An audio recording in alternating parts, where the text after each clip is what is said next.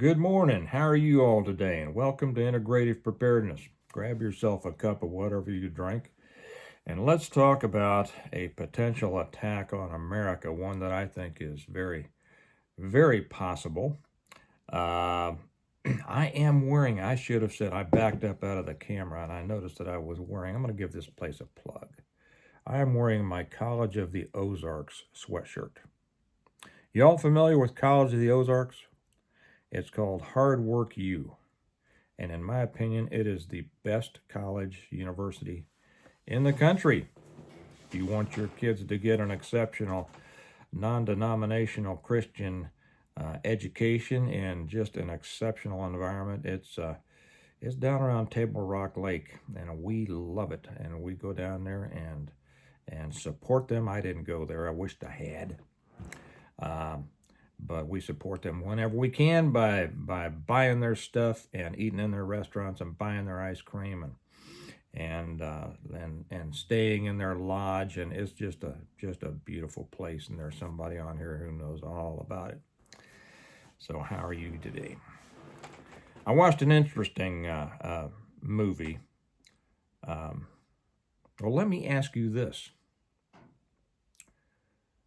all your lights go off. The grid goes down. Are you ready? What are you going to do? What are you going to do? I know that that's something that people occasionally come up with, and the world of preparedness kind of goes in ebbs and flows, right? One day it's worried about this, and that's all they can think about, and the other day it's this, and that's all they can think about, and then something else, and that's all. And occasionally it comes right around back to grid down situation. And really, that is, regardless of all these other things that may or may not happen, that's probably the most probable event that could happen, and also the most consequential, even existential. I mean, that's the end. In my books, in the foreword to, I think, my second book, I quote the U.S. Geological Survey, which says that in the next decade, and they wrote this back 12 years ago. They said in the next decade, there is about a 12% chance of a Carrington class CME, a world killer. That's what my books are about. Those of you who have read them, if you haven't read my books, well, I think you'd like them. I'll tell you about them in a little bit. But regardless of the fact that we are almost assured, and they say it is a matter of when, not if, we're assured a Carrington class event that would take us, because we are so dependent on electricity and electronics, would take us back to a pre-electricity day. Okay, so that's what, you should be preparing for that. That's the main thing you should be preparing for. And that's what I always suggest, because if you're prepared for that, you're prepared for everything. But there is another possibility, and that is man-made from an enemy, right? And many, now, up until about 15 years ago, we would say that there were a few countries in the world that had the potential, had the ability to take our grids down with a HEMP, a high altitude EMP. Okay, because they were the ones that had nuclear weapons and could pop one up above us. But things have progressed, and it's gotten to the point now to where it's not really a nuclear situation; it's a cyber situation, and we know that we are constantly under cyber attack from not just other countries, but non-national actors. We should say that. Okay.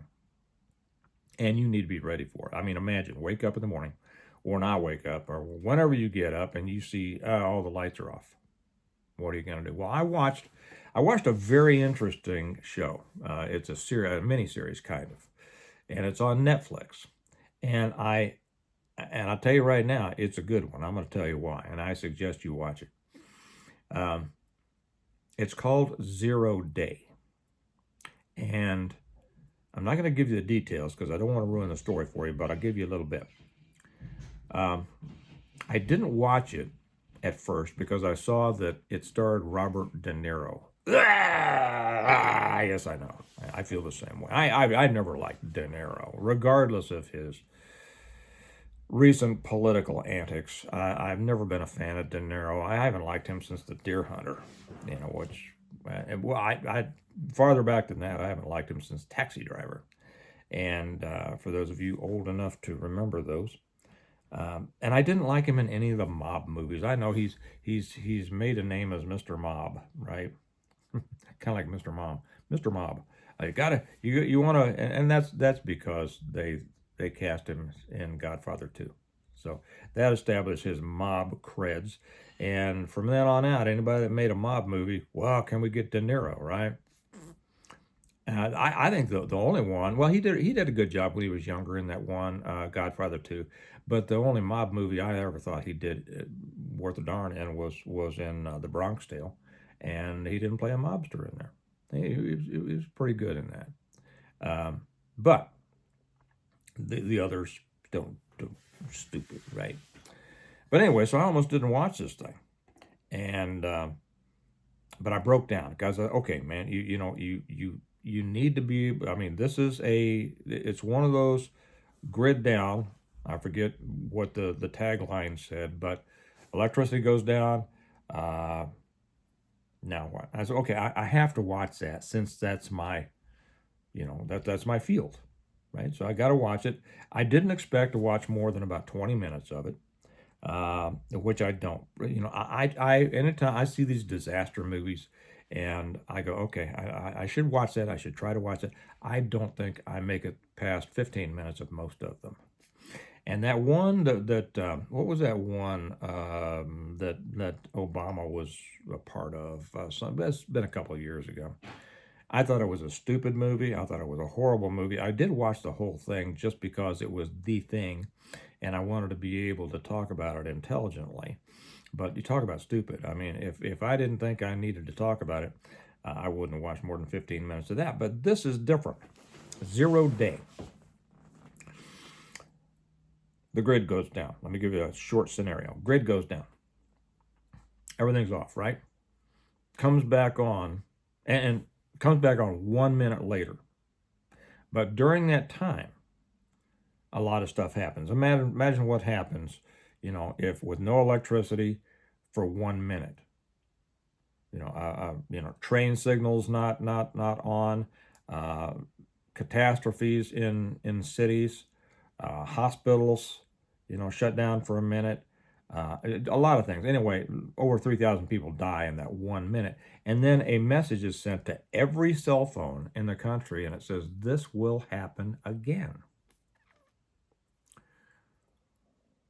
So they go to, De Niro plays a former president.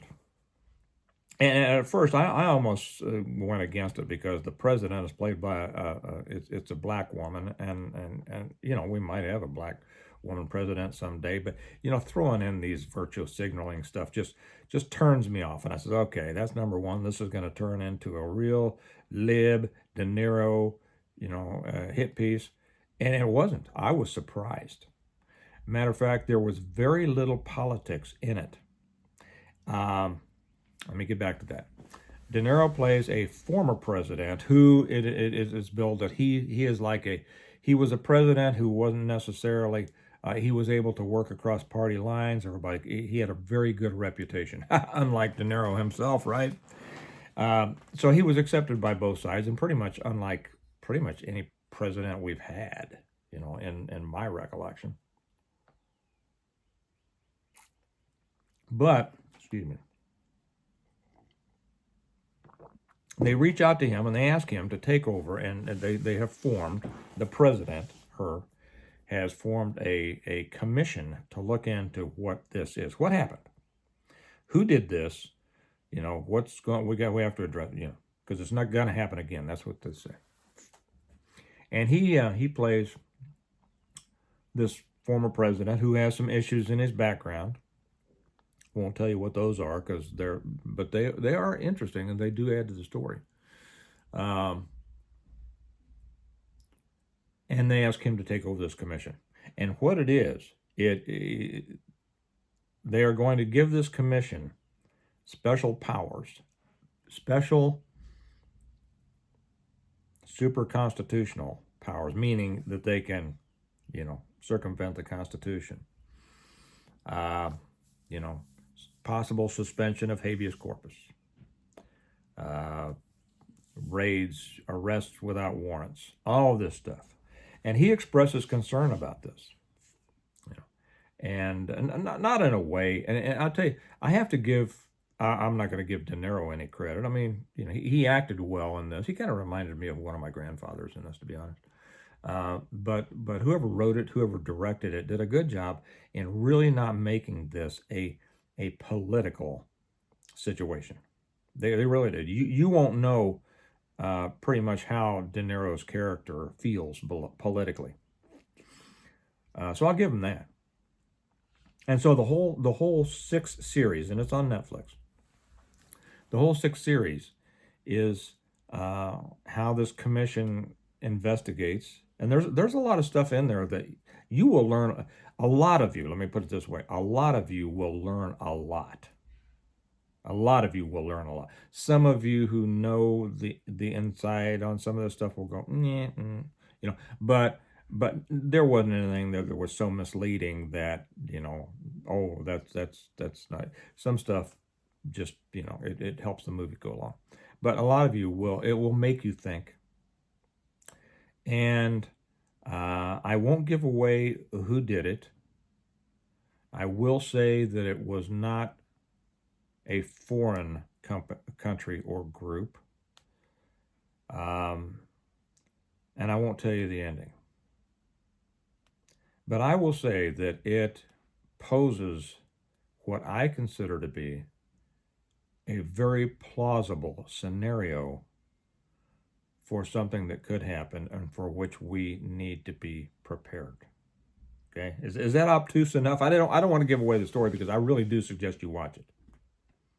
0 Day on Netflix. Well acted, well directed, well edited. It's a high quality piece of work. And even having De Niro in it didn't take away from it, surprisingly. I know somebody will come on and say, I'm not going to watch it. I don't care if De Niro's in it. I'm not going to watch it. Well, do what you want. Cut off your nose to spite your face. This is something that you might want to be aware of. And that brings us back to, what the real enemy was. Remember Pogo? We have seen the enemy, and the enemy is us. And what I've said many times before, and others, that we don't just need to worry about what's out there. We need to be worrying about what's in here. And there was a reason that this happened. Let's see if I can dance around this enough and not give it away. The people who did this were among us, okay? And they had a political reason to do it, and they thought it was a good reason. Is that okay? That's enough there. Well, I've warned against, and many others have too, that perhaps our greatest enemies are from within. And we've seen this over the years with the degradation of our society. There is that portion of our society that's been trying to tear our society down, and they almost had it completely down.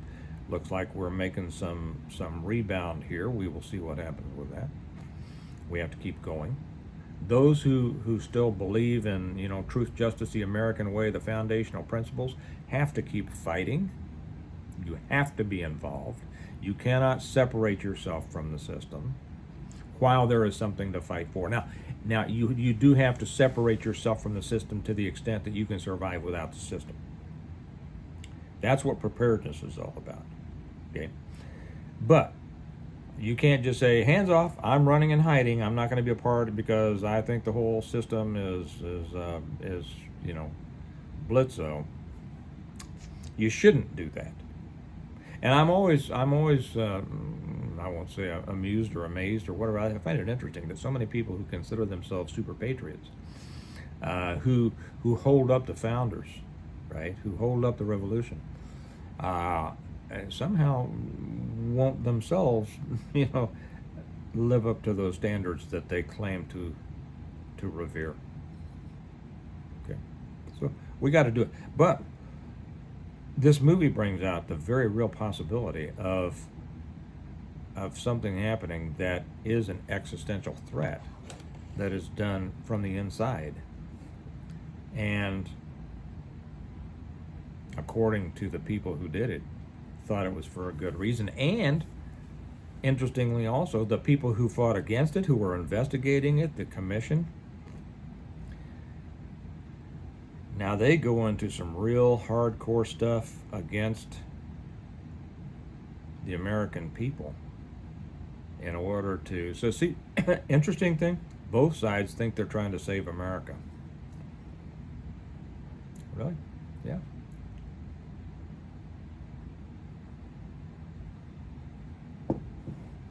Anyway, I suggest that you watch that, and then I suggest that you think about where you are in your preparedness, um, because this is one of those things that you don't see coming, right?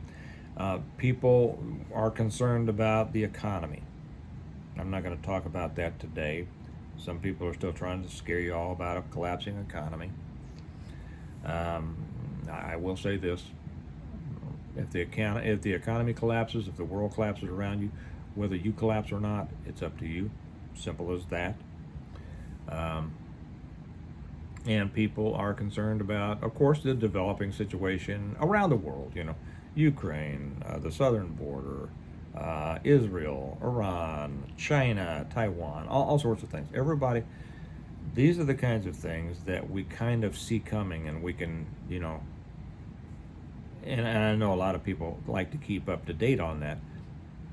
Let me throw in a warning here. Don't let yourself get wound up too much about that stuff. Okay, don't let anybody else wind you up about that stuff. But this thing that's in this movie and that my books are about, it happens like that. All of a sudden, you have a plan. I'm going to be doing this. I'm going to be getting, you know, more ready in this area, and whatever. Then it happens, and then your chance to prepare is over. It's over. Like I often say, it could happen before I'm done with this video. Okay? Could happen a month from now. Could happen a year from now. But the thing is, it could happen, and when it happens, that is the demarcation line. That is the time after which you can no longer prepare. Now it's a matter of surviving.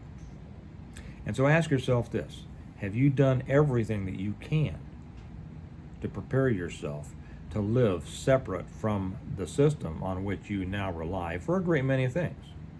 And there's nobody out there, for the most part, except for Jeremiah Johnson, that doesn't rely on the system for something. And many for most of the things. So you have to ask your question. And I know that there are a lot of people out there in preparedness that kind of foot drag it. You know, they kind of, well, I'm going to do this. I want to do this. I know I need to get this squared away. I need to do this and I need to do that. And procrastinate. And never quite seem to get to it. Right? I would suggest you get to it. Whatever the things are that you think that you've been thinking about, needing to do, needing to tighten up on, get at it. Get at it. You're going to feel a lot better, and you're going to be in a lot better shape if you can be listening to me sometime in the future to a video and be able to say, you know what, I'm ready. Right? I'm ready. Instead of, well, I got to do this, I need to do that, I haven't done that, I do this. And you know why people don't do the things that they know they need to do? Because they get sidetracked on other stuff. This is one of those things that is so existential. It's an existential threat that you need to be focused on it. You know, you still need to take care of all the other things in your life, but this needs to be your priority now. It needs to be your priority until you think you've done everything you can. And it doesn't have to destroy your life. You know, you've heard me say, don't let this destroy your life. Let your preparedness be a positive part of your life. Okay, not a driving force of a paranoia, right? But you need to do that. And now is a good time for those of you who may not be aware for me to plug what I will say is the best book series on preparing for, surviving, and rebuilding after a total collapse of everything. And that's my books, the Stonemont series. I wrote this book as a teaching guide, but it's in a bunch of novels. A great story. You'll love the story. But in there, if you will follow what I talk about in this series of books, you will be as close to totally prepared as you can possibly be.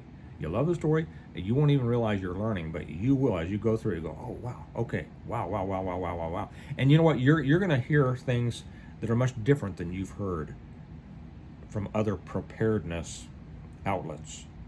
Very, very different in many cases, and you're going to hear things you've never heard before. That's because I've been at this for a long time. And when I finally decided to write a book about it, I put everything in there as a way to share with people. Okay, here's what, and I did it because I saw that people in preparedness were kind of all over the board. You know, they were terrified of this one day, and then that something else the other day, and then this day, and they were also operating on a lot of information that I just felt was wrong. Kind of been built up because of things that they'd heard and maybe other books and TV things and stuff like that. And it really wasn't reality. And so I wanted to write a book about what would really happen as a result of my experience and study. And so that's why I wrote my first one, The Reversion. And then it just grew to be, it's now 7 books, Reversion, Revival, The Renewal, and Appeal to Heaven, The Blessings of Freedom, Hostages to Fortune, and the latest book, which is On Wings Like Eagles. And I just got a notice that the next big shipment is coming into me later this week. By the way, you can get them 2 ways. You can always get them through Amazon. That link's down below. But if you get them from me, which is the way I love you to do it, you get a couple extra things. Which, first off, you allow me to sign them for you, and I love that. I get to sign them for you and write a little note in there to you. And then you get, when you buy the whole set, which you cannot do through Amazon, we give you a discount, a nice discount, because when we ship them out as a set, we save money on postage and handling and everything like that, you know, and we pass that on to you.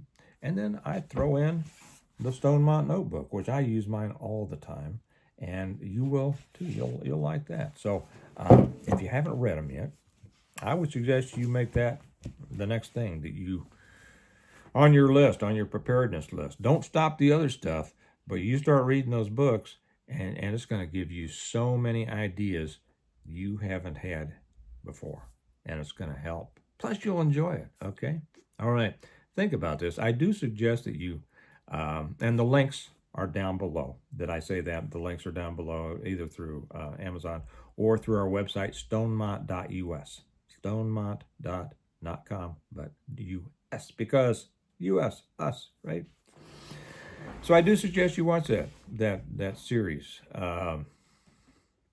It will help to tune you up. It'll help you see things, you know, and say, yeah, I think that I need to be a little bit more prepared and ready and take this potential more seriously.